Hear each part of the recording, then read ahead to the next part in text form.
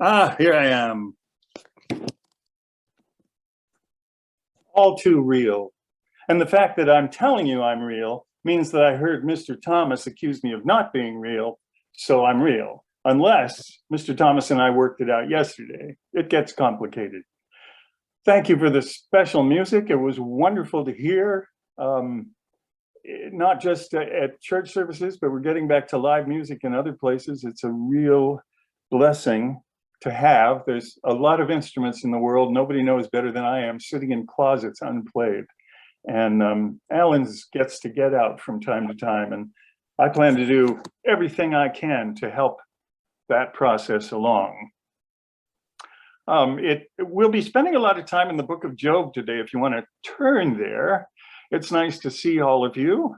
I see the rebars and the housings down front. And again, it's good to see everybody. It looks like everybody's wearing subdued clothing, though. A lot of blacks and grays. I assume you're all mourning the end of daylight savings time, as I am. But it's not, there is some color. Vicky's got color. I see Jan has some purple on, and Lois has nice autumn color. So good to see you all.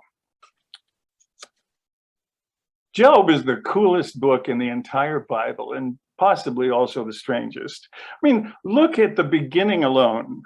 There was once a man in the land of Uz whose name was Job. That's the Bible equivalent of long ago in a galaxy far away. And there's no other book that starts quite like that. It's an ancient tale. We don't know when it was written down, but the tale has been told for thousands of years. It even appears in other cultures, in Egypt, in Acadia, in Sumeria, not exactly the same, but the tale is there of a man in the East who went through a great deal of suffering. We don't know when it was written, and we don't know by whom. We know it wasn't written by Job because, he's not around for those beginning chapters, and he dies right before the end. It seems to be completely outside the context of history. We can't place it, and also oddly outside the context of Israel. Job is not an Israelite. That's a wonderful thing. It shows that even back then, God was interested in the whole world, his entire creation. But also it gives a universality to the tale. It makes it apply to all of us. Was he real? Some people say that this book reads like a thought experiment where a problem is set up and then people discuss it and then it gets solved. Well, Ezekiel says it was real. In Ezekiel 14, scripture you're probably familiar with, Ezekiel's talking about something completely else, but twice he mentions, he's talking about the sins of Jerusalem. And he said, even if there were people as righteous as Noah and Job and Daniel in your city, the city would still get destroyed. They would only save themselves. And he says it twice. So Ezekiel treats Job as a real person. And of course, Daniel was a contemporary of Ezekiel. So he was quite convinced he was talking about real people. Job is also mentioned in the book of James. In James 5:11, James is talking about suffering and people enduring things. And he talks about what's often called the patience of Job. And that's a bit of a misunderstanding because the word that James uses, and it's translated that way in a number of cases, is the endurance of Job, the persistence of Job. And that's what he's being praised for. And that's what James is trying to encourage his brethren in the first century to do. The world thinks it understands the book of Job. It's a fable, it's a parable. Everyone basically knows the plot. I remember we studied it in 11th grade at Brush High School, where I went with Bruce Lesko. We studied the play J.B. by Archibald MacLeish, which was based on the book of Job. And next to it, we studied the actual book of Job. I don't know how many of us read the entire book, but it was presented and the world knows it. People think it's a simple story that questions, why do good people suffer? Let them think that if they want to. It can be read at that level. It just never gets around to answering the question, does it? If you read it, and I'm going to assume that all of you have read it, and if you haven't read it, well, get busy. because it's a story that you need to know, particularly now. And I hope when I say that it really doesn't answer the question, why do good people suffer, that I'm not undermining the December Bible study. But I offer you the possibility that it's about not just more things than that, but about more important things than that. And is a book very much for us today, especially in the face of all the things that we're facing. I could talk for hours about the book of Job, but let's not. I'm going to take as a given, as I said, that you've read it and that you know the general story. But let's grab our Bibles and just do a brief overview of the book so we know the outline of what we're talking about. At the very beginning, the first 2 chapters are a prologue. There was once a man in the land of Uz whose name was Job. The man was blameless and upright, one who feared God and turned away from evil. And from the beginning of the book to the end of the book and beyond, according to Ezekiel and James, that's never questioned. It talks about his riches. He had 7 sons and 3 daughters, 7,000 sheep, 3,000 camels, 500 yoke of oxen, 500 donkeys, and very many servants. And he was the greatest of all the people in the East. We're not sure where the East is in this case. It seems like it could be the land of Edom. You'll see on your maps in back of Bibles the word Idumea, which is southeast of Judea, and that's just another word for the land of Edom. We really can't place it. Job's friends are said to come from certain places, and it seems like that those places would be in the land of Edom, and certainly in the Near East, not that far away, but a different land entirely. It's interesting that in the 25th chapter of Genesis, it talks about Abraham's children, and you're used to Abraham having Isaac and one other son whom he sent away, but with his wife Keturah, Abraham had 6 other children. He had a total of 8 children. So the land is full of the globe is full today of the descendants of Abraham. You know, when an ancestor is that far back, there's so much intertwining in it. It would involve possibly even billions of people. But at the end of that section in Genesis 25, he talks about the children of Keturah, and he keeps them separate by sending them to the east, to a land to the east. And it's thought that these people might have come from them, so that they could be descendants of Abraham, but they're not Israelites. Israel isn't a term that comes up in the entire book. Back to the text, talks about his sons used to go and hold feasts in one another's houses in turn, and they would send and invite their 3 sisters to eat and drink with them. And when the feast days had run their course, Job would send and sanctify them, and he would rise early in the morning and offer burnt offerings for all his children, because he said they might have sinned. And that's the way Job operated. It talks about then a day when the heavenly beings gather before God. This is most unusual because there's no humans to observe it. There's no narrator who knows that this happened. Job never found out that it happened. And it's possible for the entire book, possibly for his entire life. He never knew about this court. God never brings it up. And it's possible that Job's own view of the situation is colored by not knowing this, or God may have told him or may have told him later. When human beings did find out about it, and someone either found out enough about it to write this book or else figured it out and wrote it, the information must have come from a heavenly being. There was a being among them called the accuser. It's not his name. It says Satan, but it's Ha-Satan, and it means the accuser. It's an odd word. It can apply to human beings and does apply to human beings in the Bible. And in one very strange situation, when Balaam and the donkey are the story, the word is applied to the very angel of the Lord, to God himself. And so it's really just a description, just a category. It's like the prosecutor. The Satan was also among them. Now, this is unusual too when you think about it, because after the events of the Garden of Eden, would God have had Satan around? And he said he would crawl on the face of the earth. But clearly, God found it to God's advantage to have Satan be in his presence at certain points. And so here he is. God says, where have you come from? And he says, from going to and fro on the earth. Then God says, have you considered my servant Job? And this starts the whole story. It starts the wheels turning. There's no one like him on earth, a blameless and upright man who fears God and turns away from evil. And Satan says, well, of course he is. You do everything for him and you give great riches.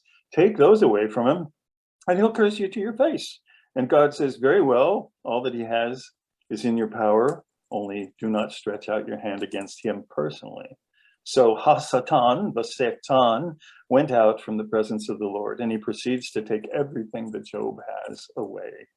The sons and daughters were out drinking, and a messenger came in and said, the oxen and the donkeys are gone, and all the servants are killed. And then we find out that the other animals have also been killed and taken, and the other servants have been killed.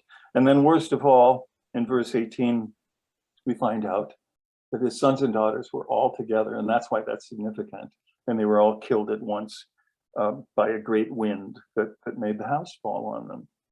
Job arose, tore his robe, shaved his head, and fell on the ground and worshipped.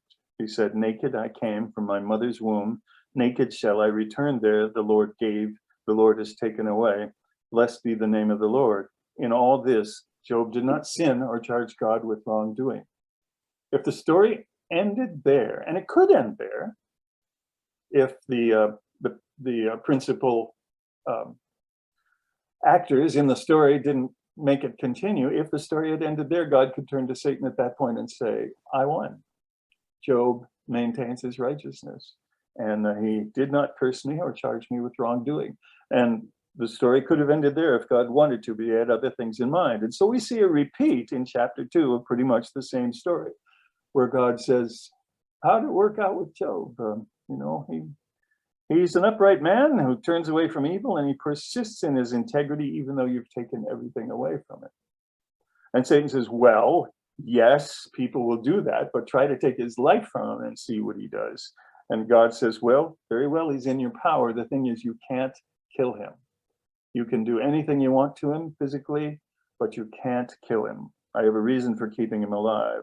So he went out and inflicted horrible curses on Job, to the point where Job had to scrape himself, and he sat in a garbage heap, basically, because he didn't want, he was an oozing horrible thing, and he didn't want to be a problem. I mean, he went out there where it was easiest to take care of himself.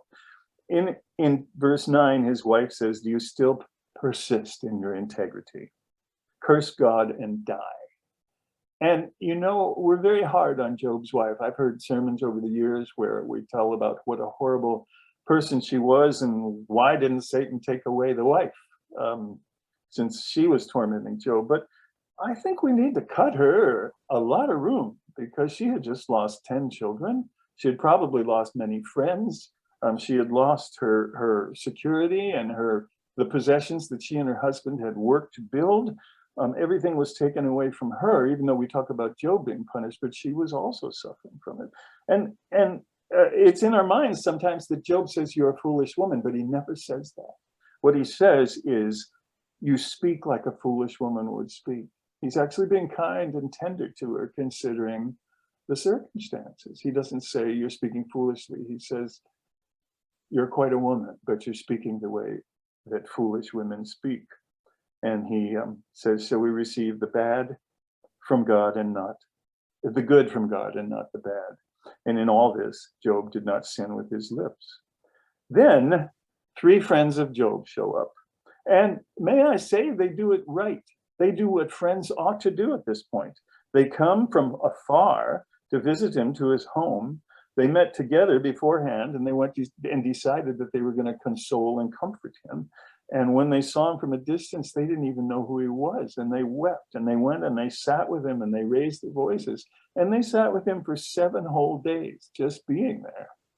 We should be that kind of friends. We should be there for people when they need it. The friends did it right at that time. And then people start talking. And they talk, and they talk, and they talk, and it goes on for chapters and chapters and chapters. And in verse 3, Job starts out, and it's totally understandable. What he says is right. He's cursing the day that he was born. After 7 days of suffering, he has a right to do this. He's lamenting what's happened to him. And then his friends speak, and they go back and forth with Job, arguing him about, is God just and is Job a sinner? But they actually start out right. They actually start out right by just saying that God is just and that reward and punishment comes from God. And Job was punished, and their conclusion is that Job must have sinned. It actually gets worse than that as it goes on. His so-called friend Bildad even says that his children brought their deaths upon themselves. And that's what you want to hear at that point, isn't it? When blamelessly your 10 children have died and have been taken away. And Bildad says, well, they deserved it. And he comes right out and says that in chapter 8. And then Zophar says in chapter 11 that Job deserves even more than he got. That if God were just, he would take more away. So this part is a mess, both what the friends say and what Job says. And it's what you would expect. It's an emotional roller coaster. Sometimes they're near the truth. Sometimes they're far from the truth. Sometimes they just seem to be ranting. And kind of like me saying, I'm real, that to me lends some authenticity to the tale, because it's not a carefully thought out thing. They're speaking from their hearts. And they're saying things that sometimes really don't make sense. Sometimes they go down a path that's almost what God says in the end. For instance, Zophar in chapter 11, Zophar starts down a right trail. And he says, well, let's look at it, if my fingers will work. He says, in verse 7 of chapter 11, Zophar says, can you find out the deep things of God? Can you find out the limit of the Almighty? Is it higher than heaven? What can you do? Deeper than Sheol, can you know? And this echoes God's words at the end. I'm not giving you a spoiler because you've read the book and you know how it ends. And so for some of the time that they're right. And Job echoes him in chapter 26. Job takes the same path. And again, Job's emotions and reasoning are all over the place. But in chapter 26, he talks about God's great works and the wonders of God, and how the pillars of heaven and the face of the waters and the boundary between light and darkness. And he struck down Rahab, who is the proud being. We think that's another name for this being who's now the prosecutor. So sometimes they get close to God's truth. This, incidentally, is the section where God says a very interesting thing in chapter 19, and we need to keep this in mind. In chapter 19, very famous verses that have been put by music, and you've heard them done for special music. Job says in chapter 19 and verse 25, he says, I know that my Redeemer lives. And in my Bible, it's capitalized. He's talking about a spirit being. And that at last he will stand upon the earth. And after my skin has been thus destroyed, then in the flesh shall I see God. So Job fully expects to die and to be resurrected. And you can read a little more about that. But what this means is that God, in his friendship with Job, in his great friendship with Job, Job has learned quite a bit about God's plan, but the rest of the world doesn't know. And this is a really early reference, to people dying and then being resurrected and being redeemed. It's quite amazing that Job says that. And yet, eventually, Job doesn't have the understanding that God wishes that he had. There comes a point when Job can't stand it anymore, and he tells his friends that they're worthless and they're troublesome and they're horrible. And he makes his final arguments. He maintains his integrity the entire time, rightfully so, and he starts pleading with God to talk with him face to face. Job admits that the wicked, he argues that the wicked often go unpunished, that there are wicked people who make millions and billions of dollars and go up into space and own islands in Hawaii and do all kinds of things. And they're not particularly righteous people, and yet they're some of the most blessed people in the world. In chapter 27, Job talks about the fact that he holds fast his righteousness. In verse 6, he said, I hold fast my righteousness and I will not let it go. My heart does not reproach me for any of my days, he says. at that point that he is innocent. And Job calls on the heavens to testify on his behalf. And there's a beautiful interlude then in the next chapter, in chapter 28, where, this is poetry. That's one of the reasons we read Job, is for the beautiful archaic poetry, the fairy tale language, because it's written in very ancient language.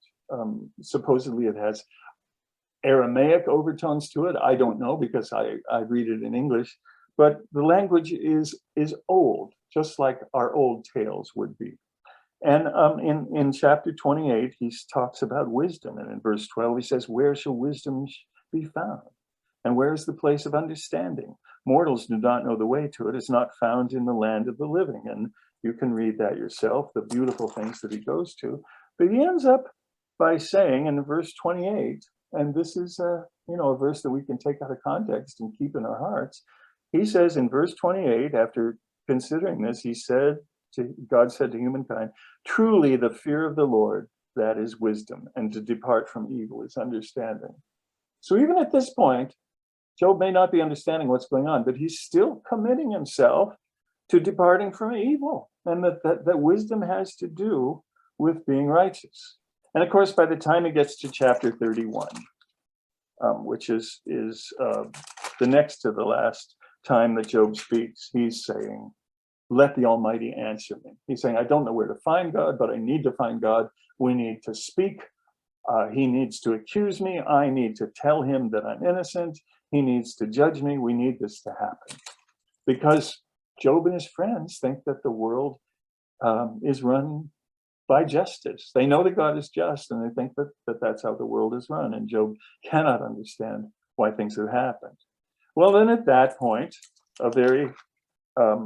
a person shows up, and we don't know much about him. His name is Elihu. We know that he's younger than Job and his friends, and we know that he's mad. He seems to be a friend of God himself. He seems to be on God's side and know what's going on.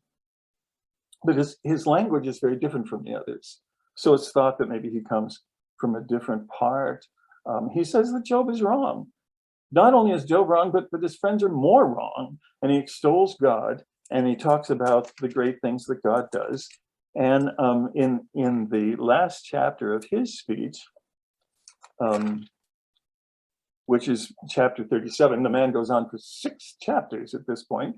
But in chapter 37, he talks about God speaking out of the storm, and we realize that there's a storm approaching at this point, that the reason he spends all this time doing it is because this huge storm is coming up. And it turns out that it's God himself coming with wind and clouds and smoke, which is what happens when God comes to the earth.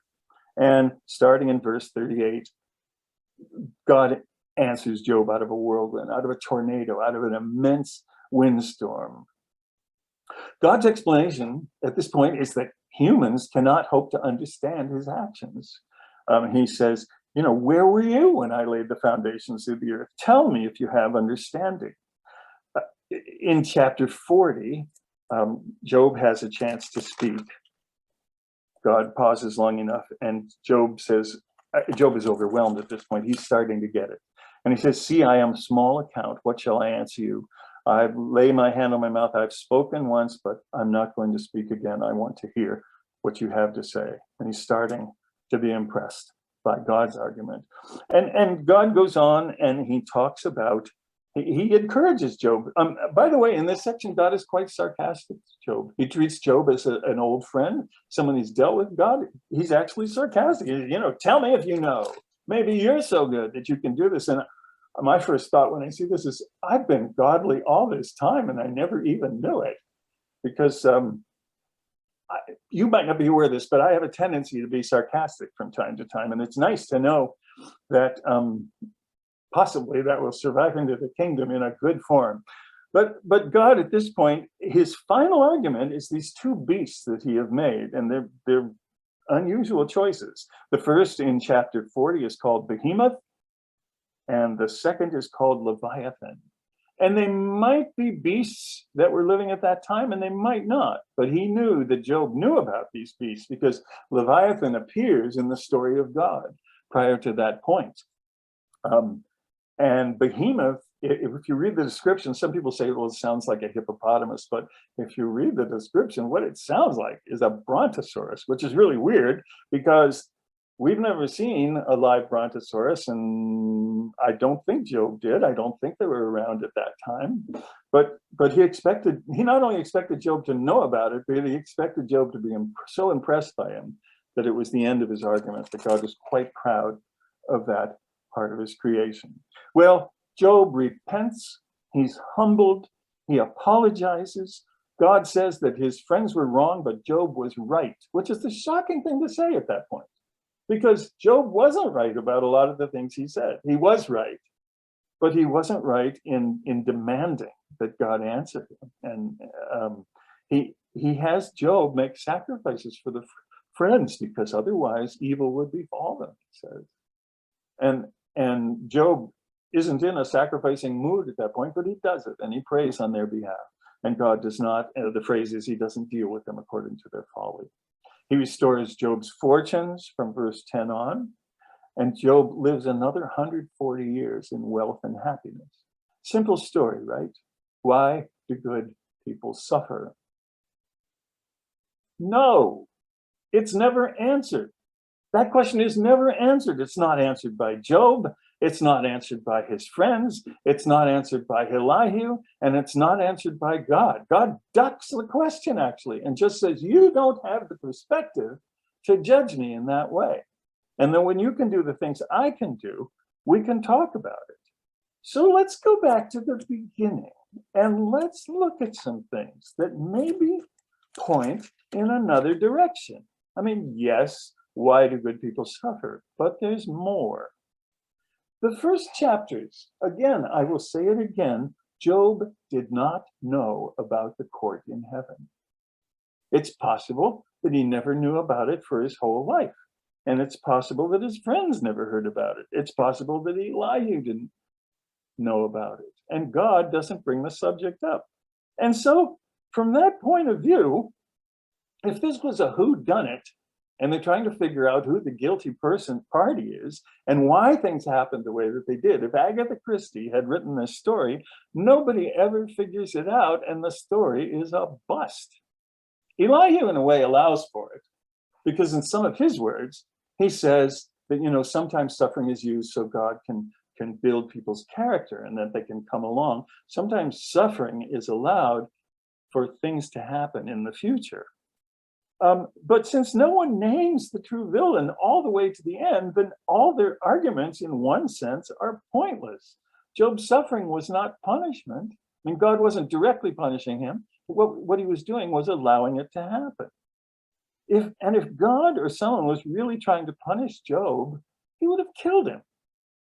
Job brings this up a number of times. He says, why am I even alive? Why don't you take my life? What's the point in doing all this? Why was I supposedly so good and you bless me in so many ways and you take it away and now you won't even let me die? He wants to die in certain ways. He said, I wish I'd never been born. And yet it's very important to God that Job lived. The accuser's question in chapter 1 is worth looking at because what the Satan says is, he says, does Job fear God for nothing? Have you not put a fence around him and his house and all that he has on every side? You have blessed the work of his hand, and his possessions have increased in the land. But stretch out your hand now and touch all that he has, and he will curse you to your face. So the Satan is not talking at this point about why do good people suffer. What he's asking is, why do good people get rewarded? What's the point of that? And he does say, if you take it all away, well, then he won't have anything. God's quite confident that that's not true. So that casts things in a somewhat different light and gives us somewhat something to think about. But let's back up one sentence from there. And let's look at what God says before that. The heavenly beings are before God. They're called the sons of God, by the way, which is interesting terminology. And it's got to be in heaven, or someplace where human beings can't see it or sense it at any rate. And the Lord said to the Satan, where have you come from? Well, he knew the answer to that, but he wanted Satan to say, well, I've been watching what happens on the earth. I've been roaming the earth and looking at what's happening. And then God says, very deliberately, he says, have you considered my servant Job? It's God who starts this in motion. God didn't have to say that at all. God had a reason for doing it. And, you know, he was pushing Satan's button. Frankly, after that, you know, the Satan may think he had free will and a choice in saying what he said, but he said exactly what God expected him to do by pushing that button. He said, have you noticed Job? And the immediate answer is, well, take it away from him and see what it's like. And God says, okay. So you could blame God for the whole thing, for the wheels starting to turn at that point. God decided that he would do it at that point. But let's go back one more level and let's think about what led up to God wanting to ask that question, because apparently God was holding it in wait for a time when it would be appropriate, for a time that it could work out, that it was part of his plan, and that there was a reason for doing it. Maybe God had something on his to-do list at this point, something that had to happen for his plan to proceed, and he was waiting for the right person and time to come along to set it in motion. God dealt at that point and now in friends, intense, joyful relationships that bring God as much happiness as it does the humans. He started out with Adam. There's reason to think that Abel would have been one of those friends. We know that Enoch was, that God walked with him for years and years. We know that Noah was a joyful friend of God, and Abraham, Isaac, and Jacob, they celebrated their times together. That Moses was someone he could talk to, and others down the line, others that we don't even know about. He was a long time between these friends sometimes, and that's why they get so emphasized. They meant more to him than we suppose, just as his friendships do today. Eliphaz in chapter 4 says something very strange, and it's a story that we read. He says in chapter 4 and verse 12, now a word came stealing to me. My ear received the whisper of it amid thoughts from the visions of the night, when deep sleep falls on mortals. Dread came upon me and trembling, which made all my bones shake. A spirit glided past my face. The hair of my flesh bristled. It stood still. He's being visited by a spirit being at this point. You know, it reminds me of last Sunday night. I was lying in bed, and about 1:30, my eyes opened and I saw lights climbing the walls and swirling around on the ceiling. And I was, you know, for a few seconds, I was terrified. And then I realized what was going on. And I put on my clothes and I went outside and I readjusted my neighbor's Halloween projector that was supposed to be projecting these things on his garage, but instead was projecting them into my bedroom. Well, that was fake. But in Eliphaz's case, it was real. And in verse 17, the question is asked, not by Eliphaz and not by God. Can mortals be righteous before God? Can human beings be pure before their maker? Even in his servants, he puts no trust, and in his angels, he charges with error. And this is his big beef. This is Hasatan's big beef with God. And Satan is the one who's bringing it up and injecting it into this argument. It gets repeated by Bildad in chapter 5 and in Eliphaz in chapter 22. And it's the most dangerous thing to me in the entire story, because in chapter 22, let's look at Eliphaz's words there. Eliphaz the Temanite answered, he's answering Job at this point. He says, can a mortal be of use to God? Can even the wisest be of servant to him? Is it any pleasure to the Almighty if you are righteous, or is it gain to him if you make your ways blameless? And this is the evil in this story, because the answer is mortals can be of use to God. And the only reason we know that is because God says so. I mean, why is God doing everything that he's doing? It's because he wants to be around mortals. And yes, they are of use to him. And yes, he takes delight. What's coming out in these friends is what Satan's group of people have been saying since before Adam was even created. Can a mortal be righteous before God? And in that first instance, the true feelings come out. He says, we even know that spirit beings aren't trusted by God. Well, spirit beings are trusted by God. Eliphaz is wrong here.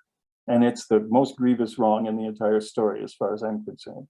Behind the story, underneath all the words that fly to and fro in this book, God pulls off an amazing, neat plan that benefits Job, that benefits God's friendship with Job, and that benefits God's plan all the way down the line through history, and that benefits every child of God from that time on, including us today. God had a relationship with Job. He'd even showed him his plan, but Job was stuck somehow. Job's righteousness may have started out to serve God. I mean, maybe he started with nothing. Maybe he turned to God and pursued God, and God blessed him at that point and gave him those thousands of animals and 10 children and great wealth and the ability to do anything he could and the esteem of his fellow men and women. And people, waited to hear upon his word, he says. But that was all built up through Job's friendship with God. But somehow Job became stuck. And the righteousness became the thing. It became a rote thing for him, apparently, where it was so important to him, where he said, I maintain my righteousness. And we can see a little bit of that before God even talks about it in what he did with his children, in that his children got together and partied, and they may have committed wrong, they may have committed sins. And Job does sacrifices on their behalf, just in case, because he likes to dot I's and cross T's, and he likes to take care of things, and he's more concerned at this point with the format of righteousness than he seems to be neglecting his friendly relationship with God at that point. It becomes a very OCD thing for him, it seems like. Job's righteousness started out to serve God, but at this point it seems like he's being righteous for righteousness' sake. This is my interpretation, and the accuser has a point. And he starts out in his own arguments quite correct. But in chapter 13, things start to take a turn. He starts saying, I need to speak to the Almighty, and I need to argue my case with God. He probably doesn't say it that emphatically because he's terribly ill and he's scraping himself, and he doesn't have much strength at that point. But he says, only grant two things to me. Withdraw your hand or call on me and I will answer. By the time we get to chapter 27 and chapter 31, Job's attitude towards God is calcified into his own focus on his righteousness. And don't get me wrong, he was righteous. God never questions that. James never questions that. Ezekiel never questions that. It's never questioned in the rest of the story. But he was sorely in danger of committing the wrong that Moses committed when he struck the rock to get water out of Meribah.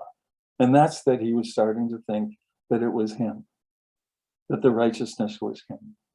God loved Job, but he missed the happiness and the wonder of the original friendship. Job was a good servant, but God wanted more than a good servant. And God decided to find a way to, in video game parlance, level him up, to bring him up to a new level. So what do we see in chapter 1 and chapter 2? He says, very well, this man is in your power, only spare his life. He has to live because I have more things in store for him. And then God comes and speaks to him. Can you imagine? This story has universal application, but in our case, God is not going to come and speak to us. If he does, text me any time of day or night, I'm interested. But God does come and speak to Job, just as Job is asked. Does he give him answers? No. He nearly blows Job out of the way with wonder at what God has created and to see how magnificent and wonderful God and his creation are. He treats Job rather roughly, like you would treat a close acquaintance. As I said, he uses sarcasm, and he floods Job with examples of his creation. In chapter 40, he gives Job a chance to speak, and he's already changing. He's already moving back to where God wants him to be. And he says, no, I've spoken enough, keep going. And so he talks about Behemoth and Leviathan and uses them as his greatest proofs. And we could talk about those two things for a long time. Job had said, I demand an explanation, and God's reply is, my explanation is, I invite you to trust in my wisdom and my power and my glory. Job responds. We look at the tone of the last chapter. It's so beautiful. In verse 10, God restores the fortunes of Job when he had prayed for his friends, and the Lord gave Job twice as much as he had before. And we don't know, if instantly 10,000, if 14,000 sheep just appeared in the field, I rather think not. I rather think that Job and his wife together as a team rebuilt, that God gave them the beginnings of how to do it. And that's what we see in verse 11, his brothers and sisters who haven't been mentioned before, but it seems like there's quite a few of them, and all who had known him before. So he was still thought well of. And they came and they ate bread with him in his house. We like to think they brought the food with them. I mean, can you imagine going and eating Job out of house and home at that point? But they showed him sympathy and they comforted him for all the evil that the Lord had brought upon him. And there it is. The Lord had let the evil be brought upon him. And each of them gave him a piece of money and a gold ring. The Lord blessed the latter days, and he had twice as many animals as he had before, and he had 7 sons and 3 daughters. And one of the clues that Job is back to being a friend, a fun person. We don't think of Job as a person who would be much fun at parties. We probably wouldn't invite it because Job would sit around and go, oh. But he wasn't that way at all. He was only that way for a short time of his life. The rest of the time, he was a vibrant, living, joyful friend of God, a brilliant person. And he names his daughters, he and his wife, he names them Jemima, Keziah, and Karen Happuch, which are, they have their own meanings. But what he really named them was these 3 daughters, beautiful, beautiful people. He named them Dove, Cinnamon, and Dark Eyes. That's what those names mean. Dove, Cinnamon, and Dark Eyes. That has sort of a trailer park ring to it. I mean, those are very strange, emotional, beautiful names to give people. It's not the name that you would want them to have on their business card when they become a lawyer later on. No, they're beautiful, rejoicing names, rejoicing in all that God has given them. In the land, there were no women so beautiful as Job's daughters, and he treats them differently now. He gives them an inheritance. They don't have to go to their brother's house. He realizes that everything that God has given to him is special and worth rejoicing in. And after this, Job lived 140 years and saw his children and his children's children 4 generations. And Job died old and full of days. And at this point, we still don't know if he knows what really happened.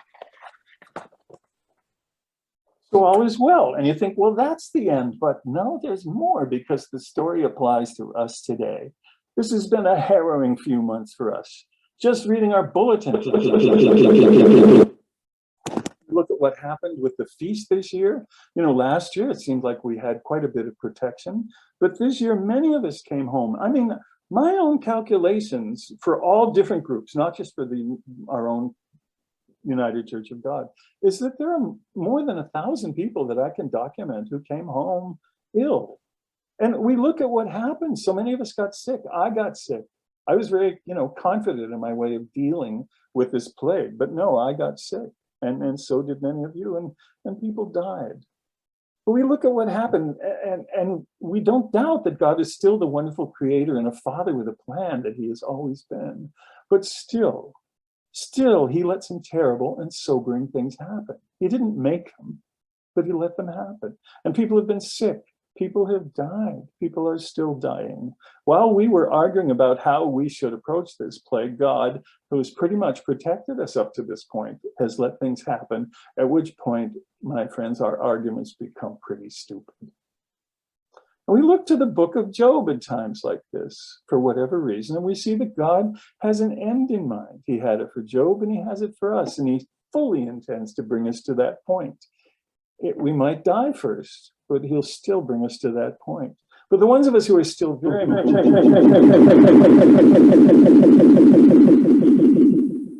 We learn from the story of Job that there's a purpose to trials, and that we are to meet these trials with humility and a newfound determination to do what's written in Hebrews 12:1, which is to throw off every weight that's holding us back and to move forward.